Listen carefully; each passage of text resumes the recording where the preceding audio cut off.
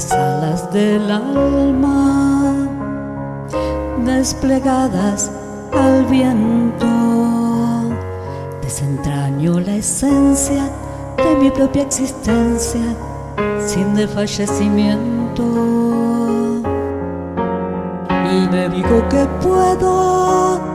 como en una constante, y me muero de miedo pero sigo adelante.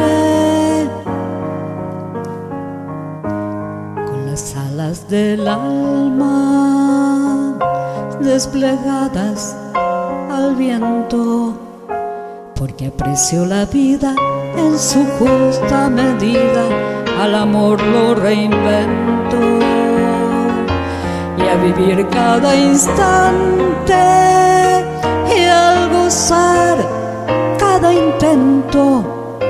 sé que alcanzo lo grande con las alas del alma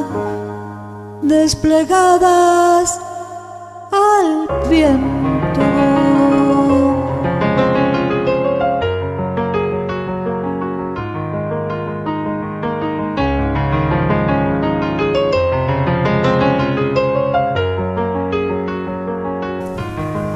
Con las alas del alma desplegadas al viento, más allá del asombro me levanto entre escombros sin perder el aliento, y me voy de las sombras por algún filamento, y me subo a la alfombra con la magia de un cuento, con las alas del alma desplegadas al viento. Atesoro lo humano cuando tiendo las manos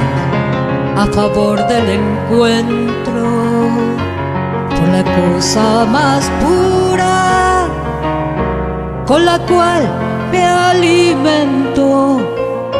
por mi pan de ternura, con las alas del alma desplegadas al viento. Con las alas del alma desplegadas al viento, ante cada noticia de stupor de injusticia me desangro por dentro, y me duele la gente, su dolor, sus heridas, porque así solamente interpreto la vida. Con las alas del alma desplegadas al viento, más allá de la historia de la vida sin gloria, sin honor ni sustento,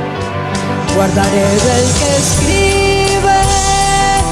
su mejor pensamiento. Quiero amar a quien vive con las alas del alma